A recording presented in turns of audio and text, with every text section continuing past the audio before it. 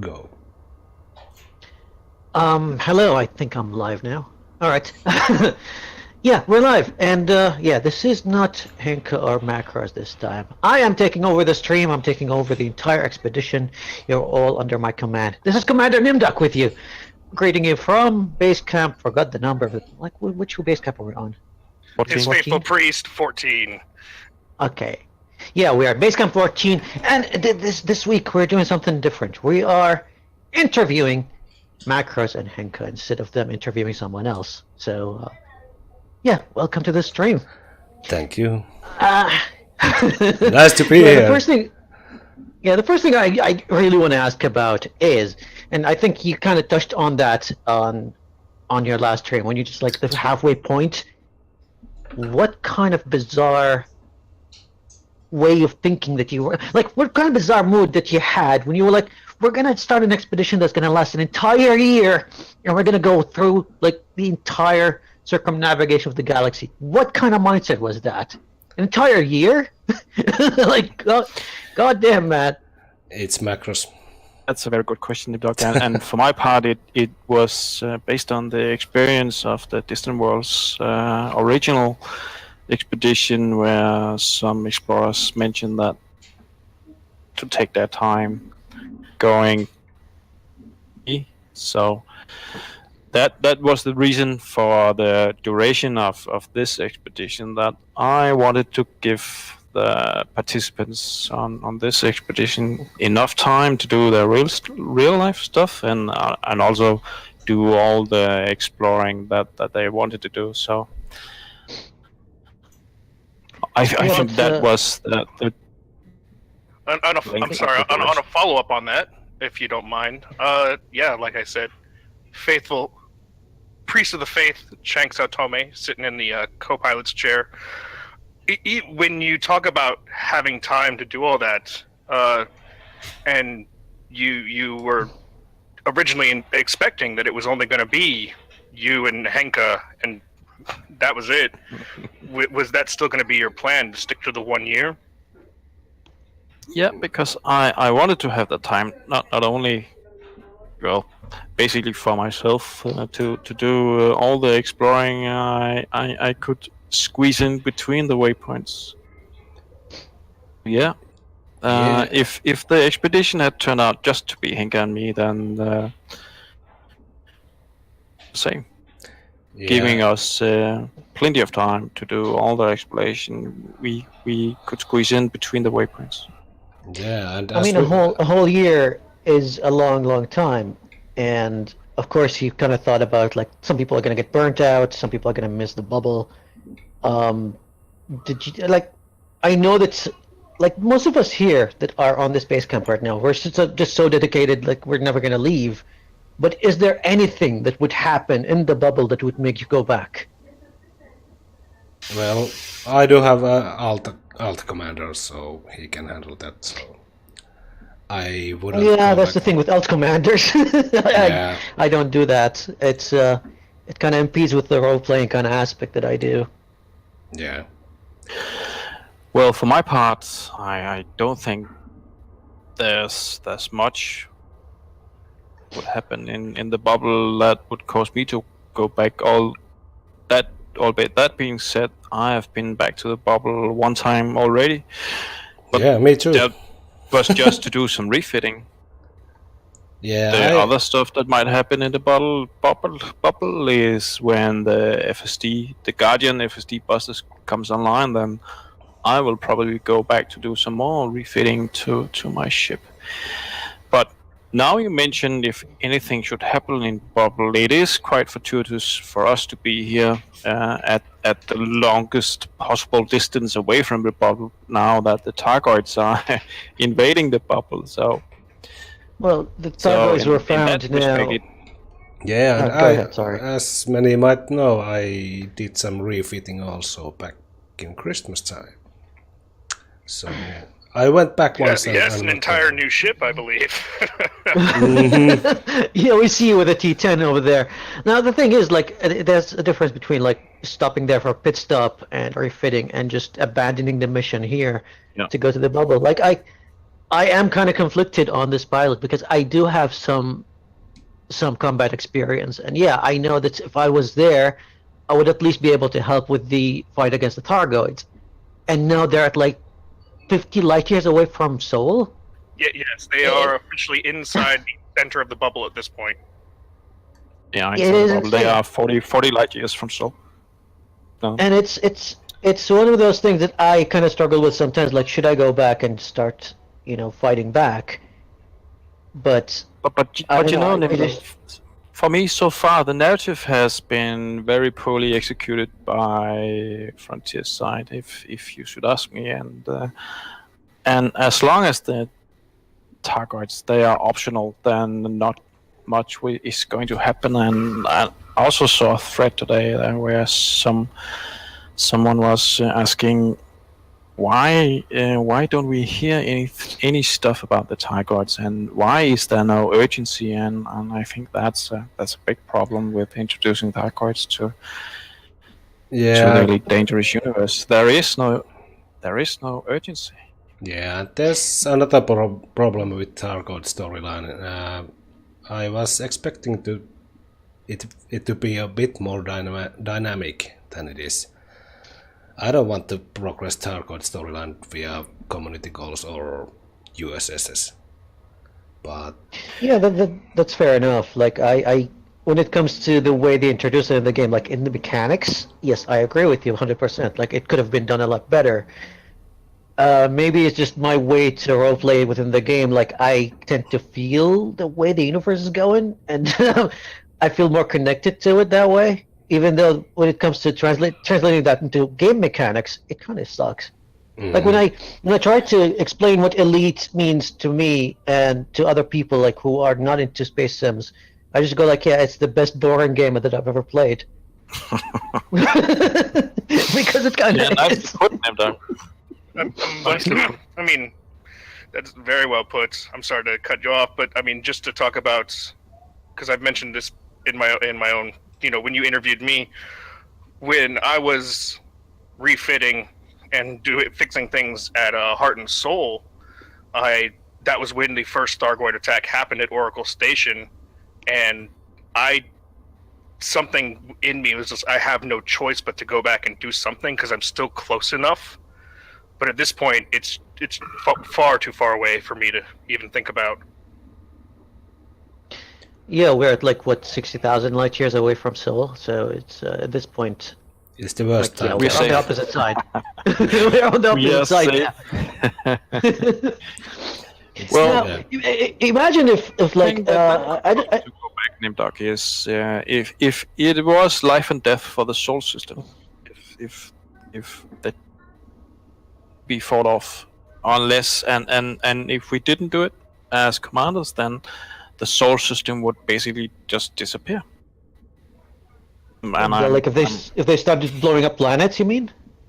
not planets, but station. If stations were getting blown up, then that might get me to go back to the bubble. But Yeah, I if they guess wanna a lot blow- of Imperials would be happy to see that, and not just. And if they ever try to shoot like or destroy Jamesons Memorial, I'm going back. All my ships are there.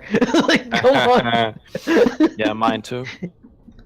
I don't. And I Henken think that's- mentioned he had an alt, and I have at least one other alt. If the bubble I'm will afraid get, to mention how many alts I have, so if let's the, just say I have one other. if the bubble is destroyed by Thargoids, I will continue my life in my T10. No, that's the thing. Like, do you remember that? It's a movie by Stephen King. I forgot the name. I think it was the last. Not the last stand. It's like when those guys were on a plane, and when they landed, there was no one else. Like they were the last people on Earth. Like, what if we go back to the bubble and it's just us? The No one Langolier. else. Yeah, there you go. Yeah, I remember movies. I'm the movie guy, so that was the Langoliers. It was very poorly translated into film, but it got the main points across. The time eaters in the movie do look like Thargoids in a way, so there you go. I have a question. Since we are basically on the opposite side of the galaxy. We have just crossed our halfway point for you. It is still another 6 months, but is there anything you're looking forward to in the brief time between the end of DECE and the run up into Distant Worlds? Well, or will you just continue exploring kind of locally? No, until that starts? I will spend the time in the bubble, and I will most likely get me a cutter because I lack the rank, and I will try to get the rank and buy the cutter. That's nice. At least. And you mentioned as we are now, right? As we are exploring right now from Big Point and to the end of the expedition. That's what you meant, right? Yeah, well, I mean, after our expedition has concluded, so looking 6 months into the future. Well, I get you. Yeah, I will definitely also be getting a little bit break from exploring before the DW2, so I will be spending that time in the bubble. Yeah, maybe, but I have already signed up on Distant Worlds too, so unless I'm getting jump exhausted, I will carry on and participate on the Distant Worlds too. Maybe I will try to get me a fleet carrier. I think that would be cool. Your own fleet carrier. My very own fleet carrier. Okay, I mean, we're at the halfway point now, and we've been through a lot through this expedition. What do you think were the mistakes that you guys made while planning this? Like, what would you have done better if you knew what happened? If I had the time, then I think we would have included the base camp prior to the expedition launch. But since would really mean doing the circumnavigation twice, then well, it really wasn't an option then. But I think that's one thing. If I could have, I would have changed that. I don't know, quite a hard question, but I think that DC2 will fix most of those problems if we forgot anything. So. Oh, he brings it up. He answered my question for me. Yeah, my follow-up on that I'd already asked Nimdok about was we've all, well, not all, but many of us who are, either ahead of the pack or, in the base camps, like every base camp, we've made jokes about DECE2. Ugh, that rolls off the tongue. But Does? I had a question, and since we're still early, and it's kind of a gloomy one, is there anything that you've been disappointed by or upset by in some of the losses? Because you talked about how intense and exciting it was when you saw, 112 people were at least interested, and that first month we had 50, 60 people at base camps and jumps and things, and it's dwindled to 15 to 20 often. I mean, we still have everyone out there, but they're just not collected up anymore. Everyone's kind of scattered. Is there anything disappointing about that, or is it just something you kind of accept with the way you planned it for allowing people's personal lifetime? Well, that is a great question, Chankk. Yeah. And for my part, I would like to say that there isn't anything that really has disappointed me, but I would like to say that we always, from the get-go, expected to see some commanders disappear, and well, a lot of commanders disappear on this expedition. But given the duration and the length of the expedition, I think that is to be expected. And frankly, I am overjoyed that we still are so many commanders on this expedition. Yeah. So I think that's fantastic. And I think that we all do have a real life, and that's something you can't control, and there will be surprises in real life, and for most of us the real life comes first. before Elite. I know that sounds unbelievable, but that's just the way it is. And real life can throw you stuff, and that's okay. But from the get-go, we have been saying that this will be 10 to 12 months trip. It will be a long trip. It will be tedious and really demanding. And ships will be destroyed, and commanders will maybe give up. Or as case in point, we have Wonderflow, who is doing his best to get back to a point at speed. So I think that is fantastic. Yeah, but when asking if something disappointing, I have to say, if you are enlisting to an expedition which lasts 12 months, you can't fly for a month and say, I can't do this. Because you know it will take a year. So why would you even bother to sign up? That's my one question I've been thinking. And on another thing that you have brought up, Henke, prior to this interview, is that we would like to hear from commanders, even though they are not longer participating on the expedition, then just throw us a communication on Discord and on the forums saying that, oh, I was hit by real life, or I'm exhausted, I don't want to do this anymore. Then just throw us a line and how it's going. So, because we worry about you guys when you just disappear. Yeah, there has been a lot of disappearings from commanders who we know nothing about. Yeah, without a word. So we are worried about you guys when you just disappear on us. Yeah.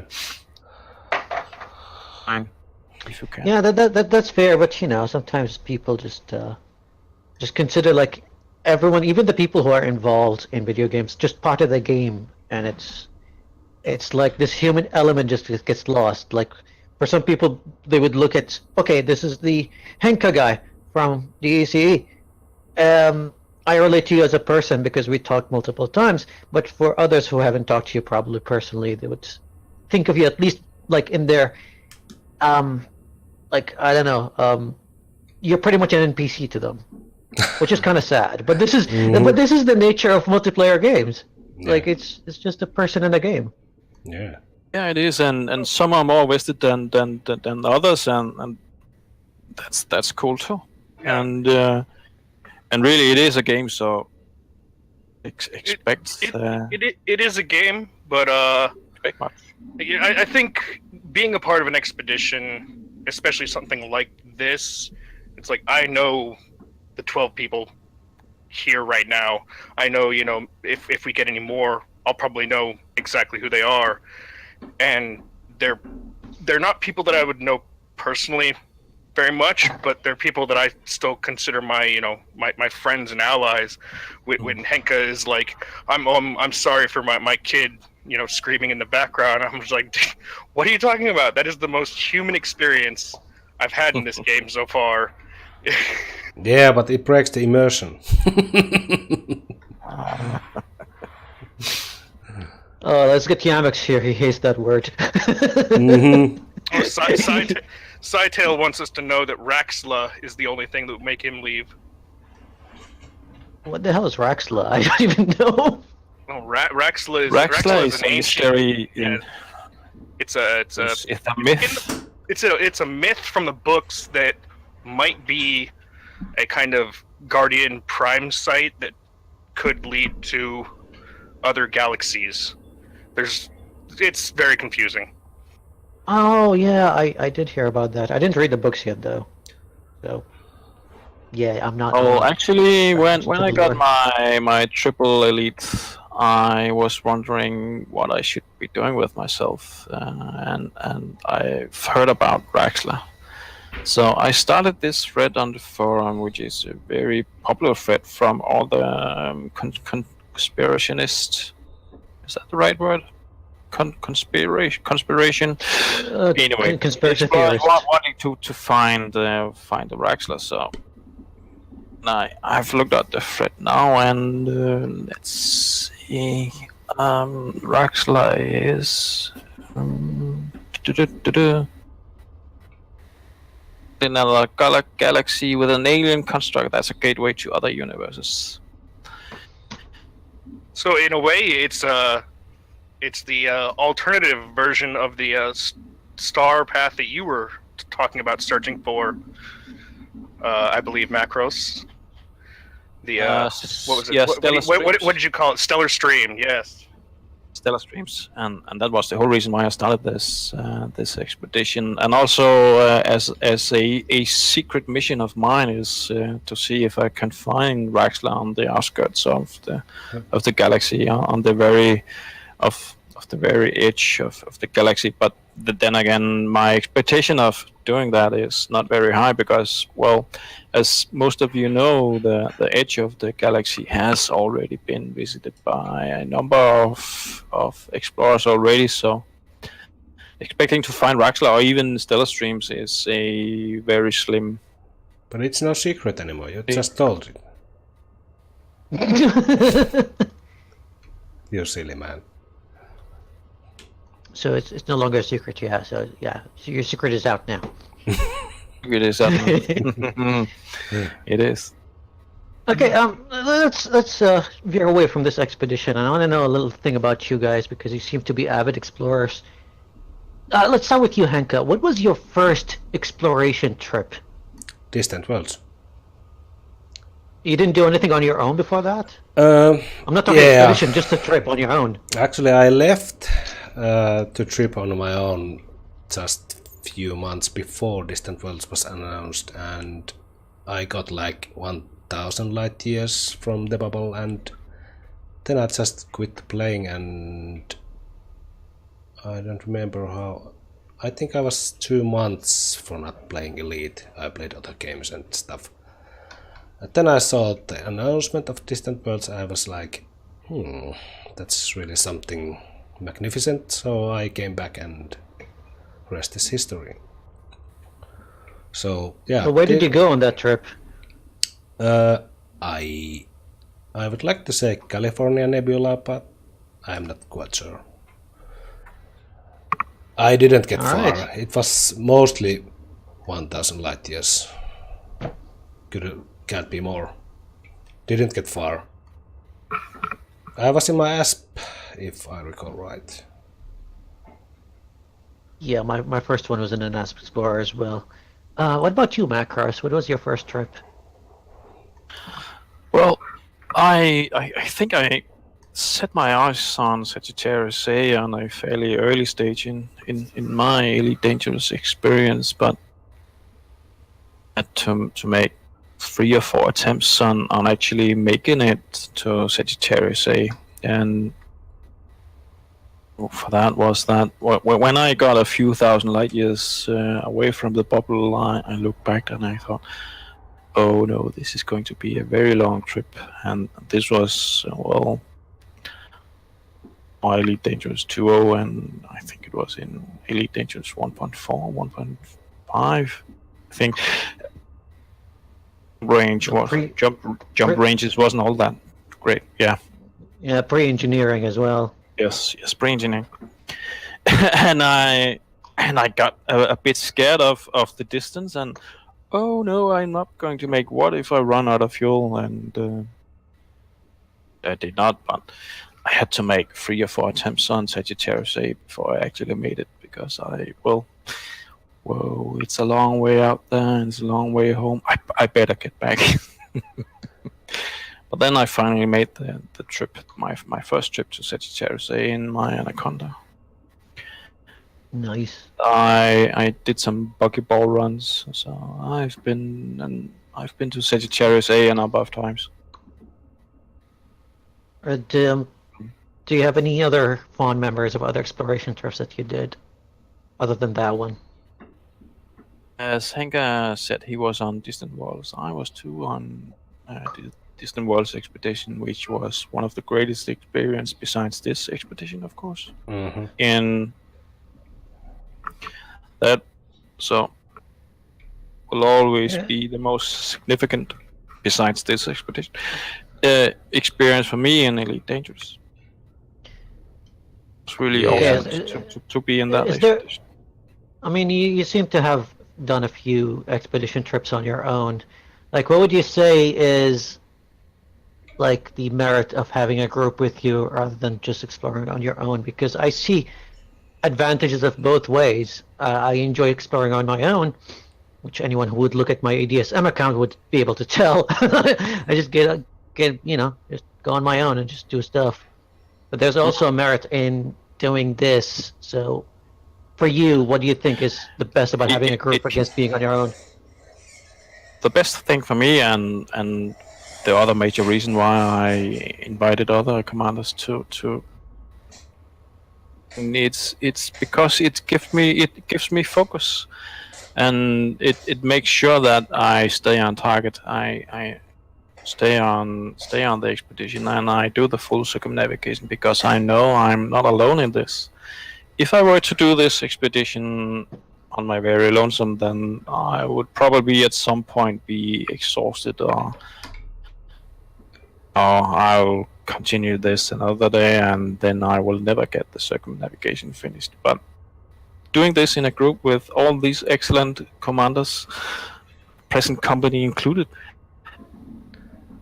this gives me focus and makes me confident that I will actually complete the circumnavigation. By the way, I have never been alone on expedition on exploring.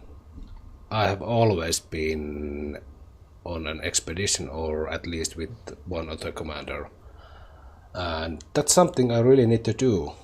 At some point I really have to go all by myself to somewhere. I mean, it gets lonely out there, Henka, but at least now you've got a long list of contacts you can always reach out through Subspace to talk to. Mm-hmm. Yeah. Yeah, or just go like, hey, I'm in Sagittarius A. I'm bored. Come along. Hey, just come join me, and I'm sure there would be a few people who'd be like, yeah, sure. Give me a couple of hours.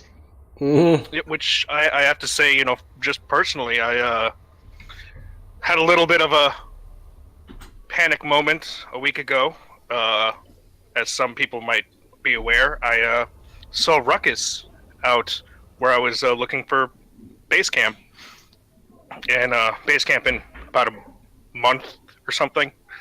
And I was like, oh, I think I'll just fly over there and say hey. And there were a whole bunch of people there.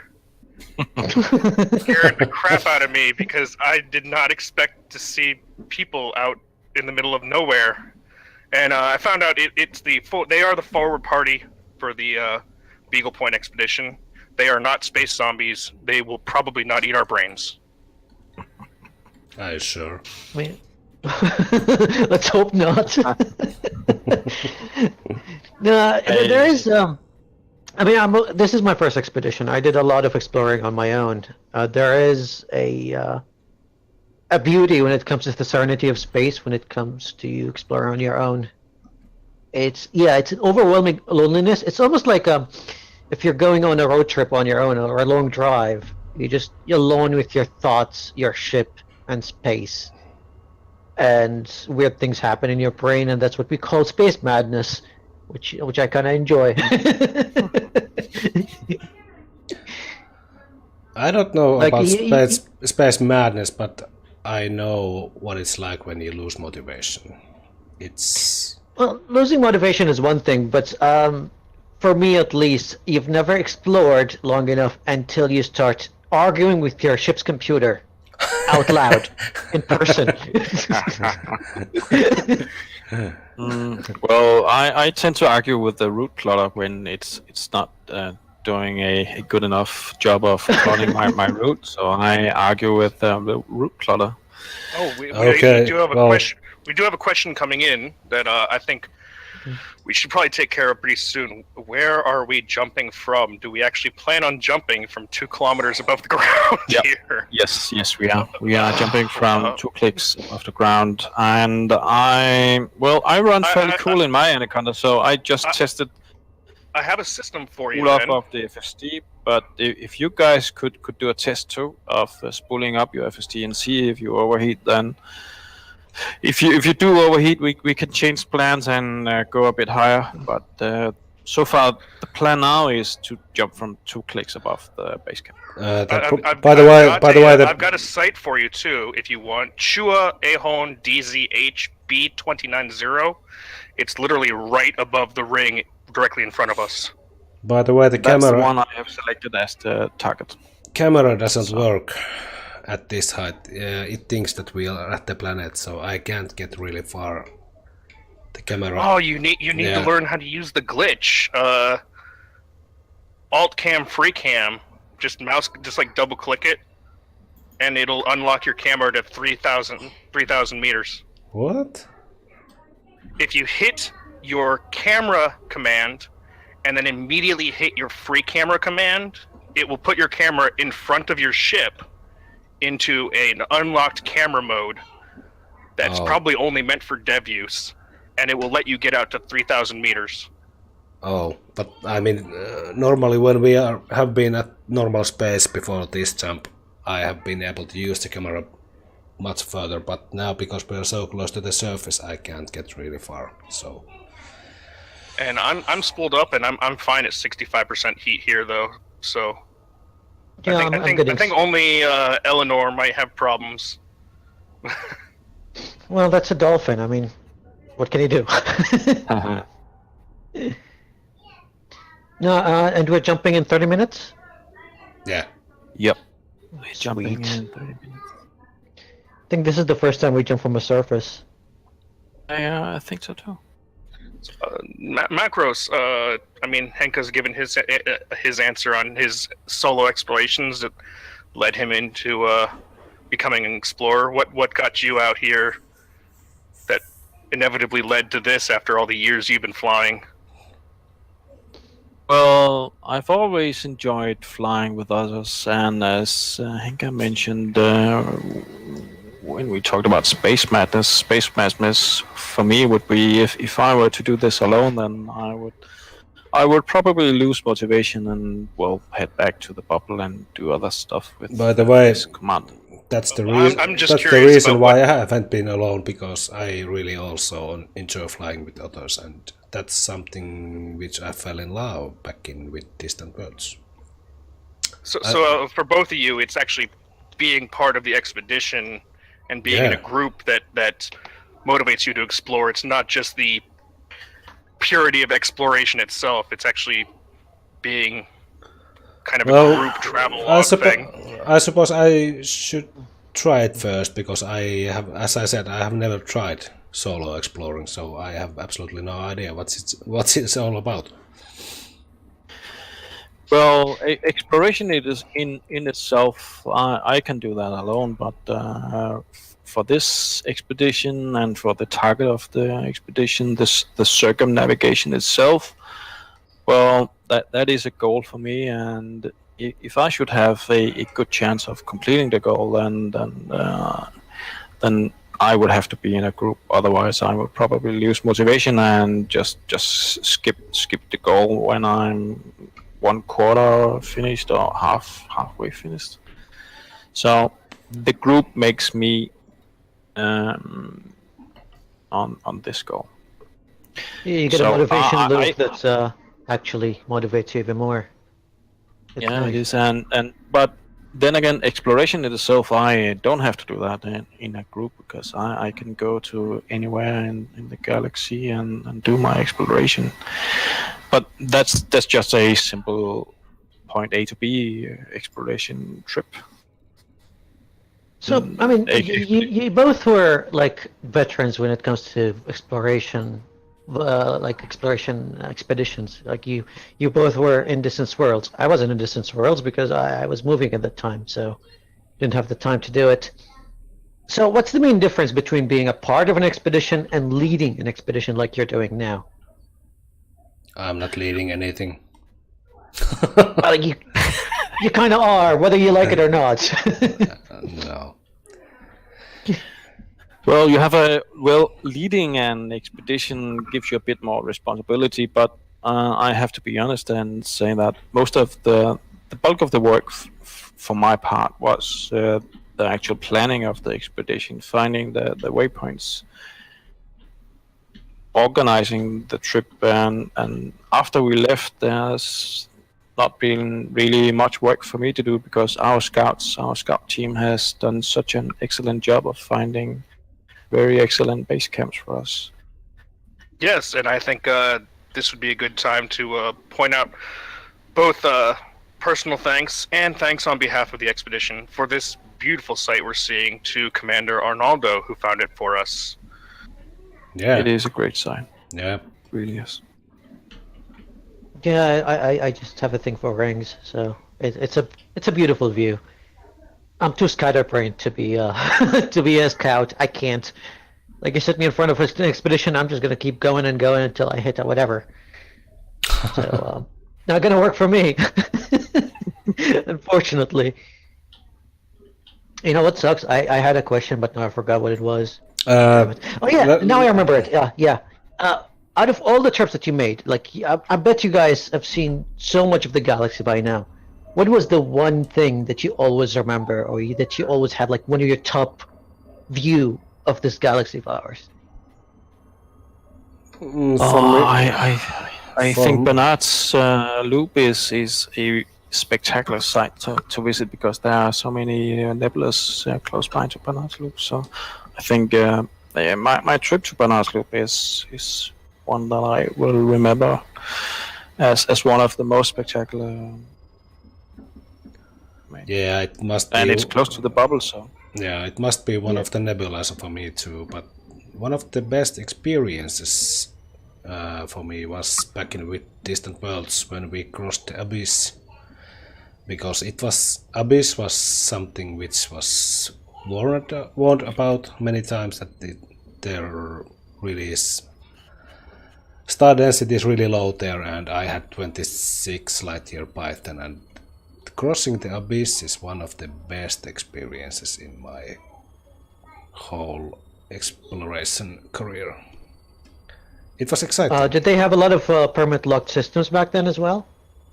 At the Abyss. Yeah, because yes. when I went to Beagle, there was a lot of them. Permit lock, so yeah, it has been permit locked for a long time. Mm-hmm. I think it has been permit locked all the time because I see on EDSM I see a couple of commanders having Call 70 sectors system tagged on their name. So, but that's just very few commanders I've seen. Yeah, Cole 70 and Dark Horse are two places I kind of. I'm disappointed that I missed out on being able to visit some of it before it got locked up. Yeah, I missed out on it too. When I went to Beagle the last time. Well, it was my first time. I was actually racing to get to Sagittarius A to catch up with a buddy of mine who just made his first trip there. And I was like, well, I'm here now, so I'll just go to Beagle. He's like, where's Beagle? And I'm like, it's 35,000 light years away from here. See you later. I just went on my way. And yeah, I was surprised that I was hit with this like big bulk of stars that were all permit locked. I'm like, come on, man. I just want to come through. I found a couple of interesting systems in the Call 70 sector that I will be visiting as soon as I get the permit.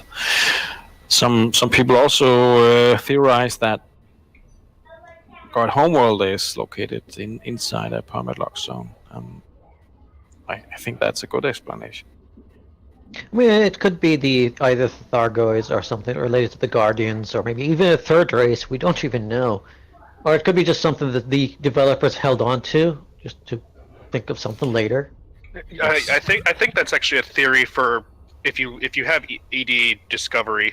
If you look at the map, you'll know that there are a lot of random spheres, like almost perfect spheres out in space that are permit locked. And there's a theory on forums and posted by a lot of people that those are like active or recent supernova discharge sites or explosion sites, so that we can't visit them because literally the space itself is just too hot, and that if they ever become unlocked, everything there will be brand new. I would love to see a supernova inside Elite Dangerous. Yeah, that was actually my follow-up question. Like, what kind of space phenomena would you like to see? And yeah, I think mine would be a supernova. I would love to see that in Elite. Mine too. And also visit the supernova. And if we get lucky enough to see the actual supernova explosion itself, and not just the aftermath. Yeah, you know, you guys enjoy the explosion. I'll be far away. No, I'll be right up in it, riding the wave. That'll be great. What are you, Australian now? You don't sound Aussie to me. Another thing that I would really love to see in Elite is rogue planets.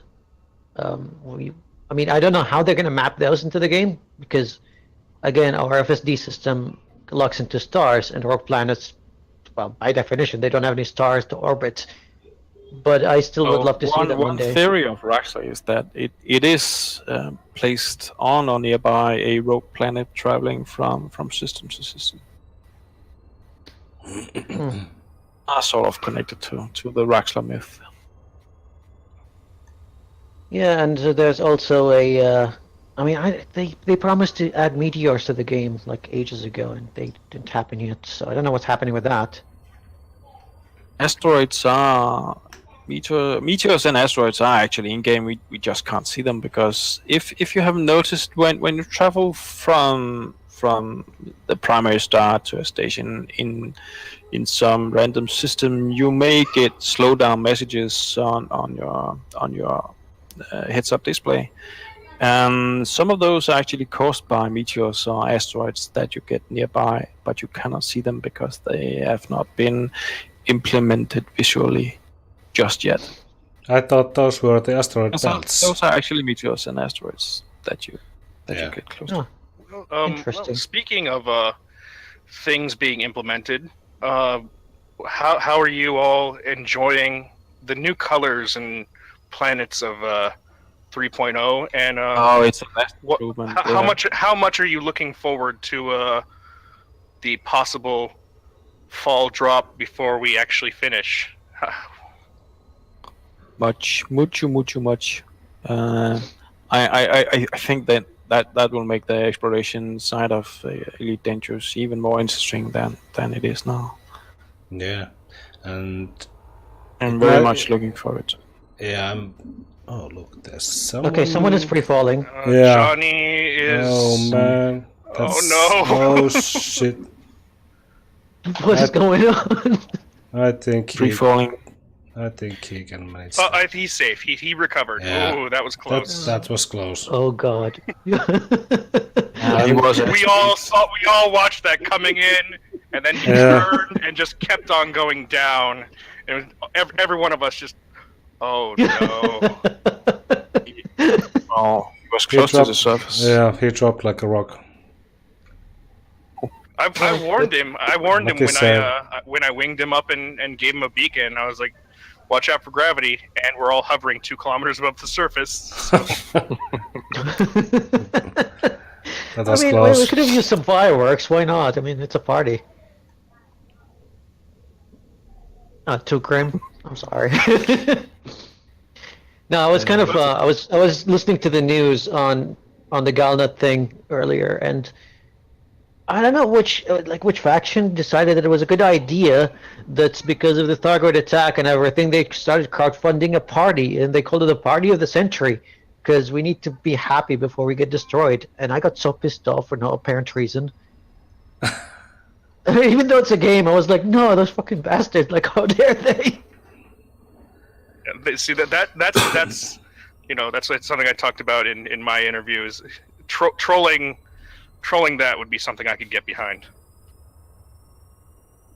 No, it's I think it's a level of immersion that a few games really got me to get it, like to feel like if I read something like this before in any other game or even a TV series that I watch or whatever, I'd just be like, it's just a thing. It's just someone wrote this down and it's just a bunch of ones and zeros. But now it's like, hey, there are people dying to the Thargoids and you're planning a party? How dare you?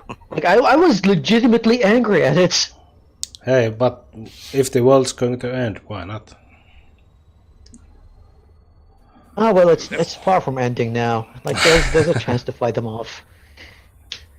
I would not know. I haven't killed any.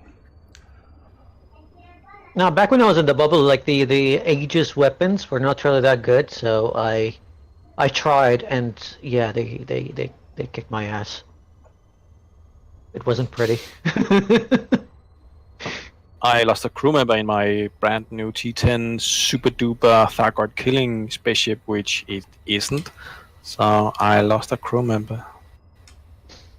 I had to pay the insurance for my Federal Corvette like 4 times trying to kill a Thargoid, just a normal Cyclops, and then I gave up and I'm like, no, this is not working. 4 times. Oh dear. Yeah, 45 million each time, just gone. Ouch. I also had to spend learning money killing Thargoids, but I managed in the end, so I got away with 3 hearts, I think. In my FDL and 2 in my Anaconda.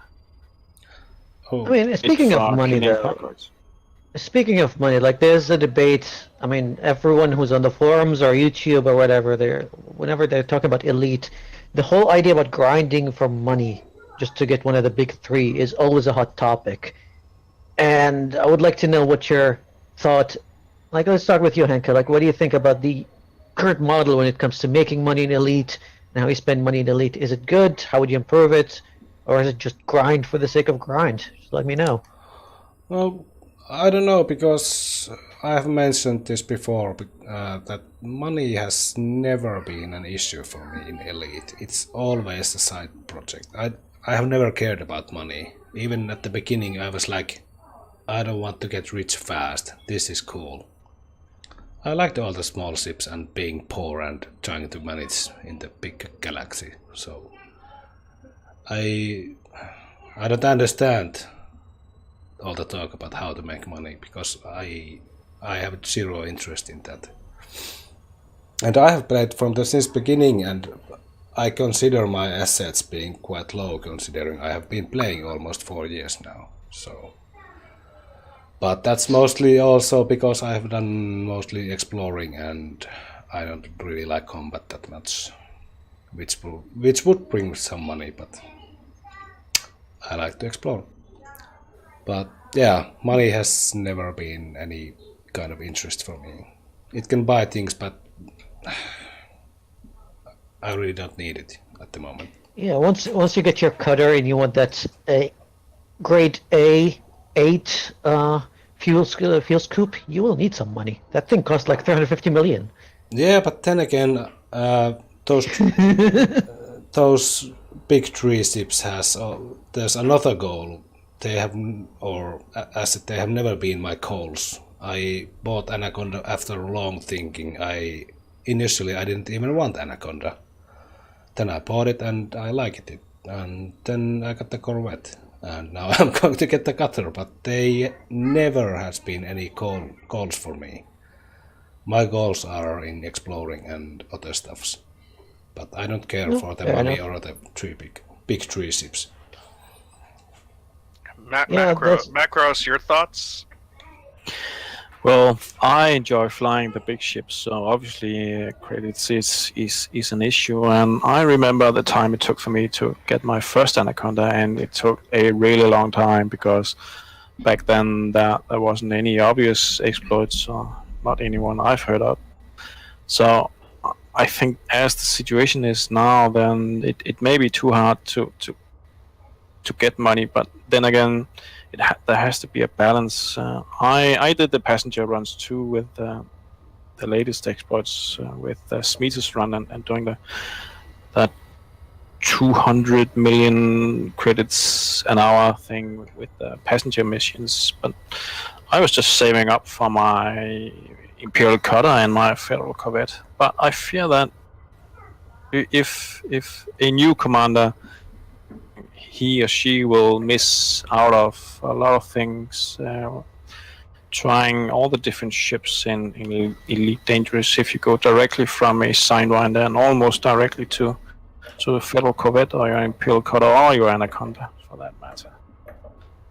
I mean, the way I would compare it is like if you're playing Euro Truck Simulator and there was an exploit where within 1 hour you already have your own trucking company.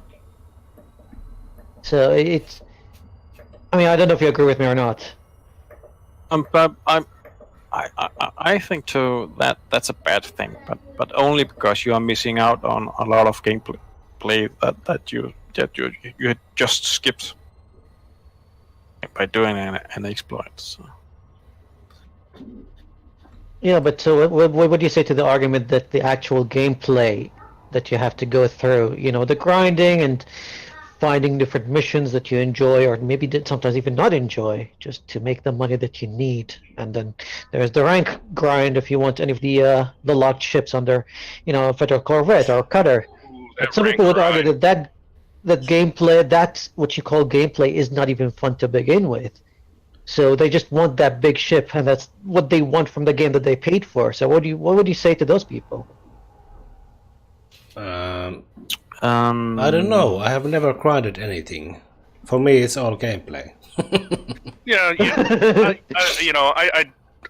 It feels weird because I'm supposed to be hosting, but I got to give my own answer on this. Go ahead. I'm not a fan of the rank grind, but at the same time, it creates something of a goal, and that's one thing that a lot of people struggle with finding in this game is a goal. And that's one of the things that you just have to do in Elite Dangerous is find your own goal and then go do it. And like this whole expedition is a great example of that.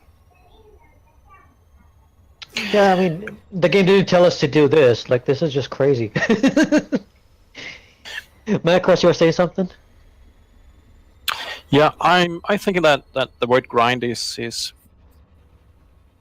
I think it's a misnomer for some, because if you make it a grind, it will become a grind, and you will quickly burn out. Yep. If you play the game and you don't watch your elite ranks for exploration, combat, or trading, then you're just playing the game, and eventually the ranks will come to you. Yeah, about that. As Chankk said, you can set your goals, and the ranks are good in that way because it helps you set goals in this sandbox of a game where you can do whatever you like to do. Yeah, and about that, I was petty officer for federal ranks when I even heard about anything about rank grind. I was like, what? What is this? What grind? I'm already petty officer. So I got that rank just by playing the game. I didn't know anything about the ranks. But then again, it might be that it was before Corvette and the Cutter. Yeah, I don't really remember grinding for ranks. I just obtained them. Like, the only one that I sort of sought out was the getting the Duke for the Imperial. Was it Duke or was it called something else? Also, by the way, rank. I don't King. even. Oh yeah, I was a king. I don't even like the word grind because it has really negative impact and negative sound. So I hate this. I hate the word grind. I don't use it. And I hate to jump in. Yeah. I hate to jump in with only 5 minutes, but we kind of started on the expedition, went into you all personally, and then got into just kind of general game discussion. But I want to bring it back around to the expedition in our last 5 minutes here. All right. How thoroughly are you looking forward to Beagle Point and being the first time that two expeditions of any size have actually met in Elite Dangerous? Oh, I think it's going to be a great experience. I'm right now talking with Wishblend, which is the organizer for the Beagle Point expedition, and try to see if we can come up with some fun and entertaining activities for our two fleets. So I'm looking forward to it in a major way. I told you during the last stream, we need a NSRV death match. Yes, you did. Somehow I don't think, Nimdok, that this will be a good idea. Hopefully we do have SRV racing, but hopefully we do have SRV racing or hill climb, but I don't think. Yeah, we'll definitely have SRV racing, maybe SRV hill climbing, and if we can find a canyon or two, maybe some canyon jumping. That is definitely some of the activities in play at Beagle Point. Yeah, to answer So your a shout out to anyone at Beagle Point. If you know of any great race tracks, hill climbing sites, or canyon sites, then please let us know so we can do some more detailed planning on those parts. Yeah, to answer your question, Chankk, yes, I'm very excited meeting BPE and getting the Beagle Point for the third time. It's really something I wait very much. Do you know what the size of their expedition is? About 400. 160? That's a lot of people. I think. Henke, wasn't that the number? 160, I think they are. Oh, I think Beagle Point expedition has closer to 400 commanders. According to according to EDSM. Well, that's according to EDSM, but again, according to EDSM, we're supposed to have more than 100 people. Yeah. I don't know. Well, won't they be surprised when 50 DECE show up out of the blue? Because I know we have people who are people who haven't been following the path, people who have finished already, who are all crossing back to try to be at this Beagle Point meet. So. Yeah, EDSM says Beagle Point Expedition has 470 signups. Yeah. I'm expecting maybe 50 commanders from them, or 100. So also. We will see. Nice. We will see. But then again, we have this instancing issue, so. Oh, we're gonna have a lot of that next week for sure. Yeah. I remember like the first jump that we had from BC0. I remember the instancing. We had issues that we had with problems on Basecamp 0 and 1 as well. So. Yeah. But 0 had somebody lead a pirate to us, didn't we, Macro? Who would do that? Who in their right mind would do that, leading a pirate into instant exploration ship? Me? Oh my god. Oh my, is it already almost? Guys managed it very, very good. And Jackie Silver especially, because she rammed the pirate to his death in her orca. That was really awesome. Oh my, is it already been an hour? Well, it has already been an hour. We're almost at 1 minute down, so it's getting up to spool time, I believe.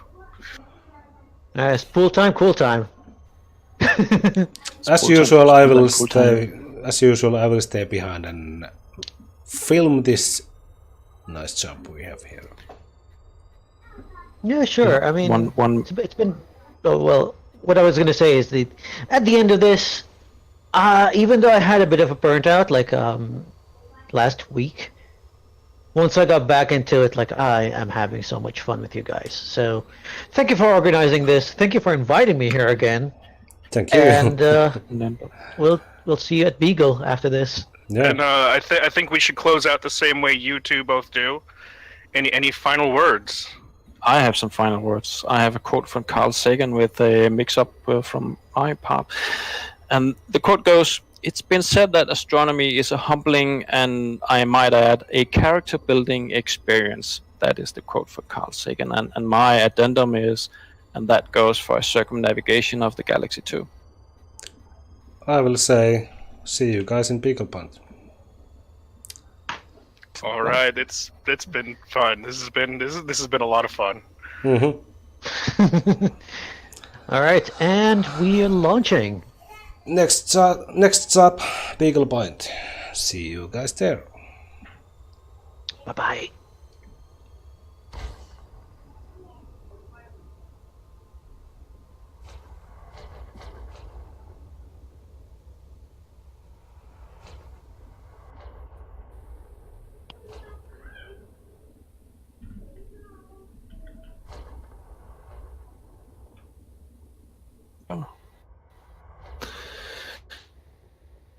Do you want to take the reins now? My ship is overheating. Ship overheating. Ship is fine. You left me alone here, you bastards. How many As times are you always. going to say that? Oh, Siggy is here. Oh, hello, Siggy. Who's Siggy? Us. Really? Siggy von Richthofen in our Earth-like worlds. Oh, Wow, really? He's so Siggy. And he's in his Anaconda. Whoa. He's not in his Diamondback Explorer anymore. I think... And that hour really goes quickly. Oh Yeah. my god. yeah. I mean, we could do this for like 2 hours if we wanted, but you know. From my behalf, I will thank the viewers, and I think the stream can end here. We will see you all in Pickup. Thank you, Nimdok, and thank you, Chankk, for Thank you. interviewing and hosting. You're very welcome. We will see you. Bye for now. Bye bye.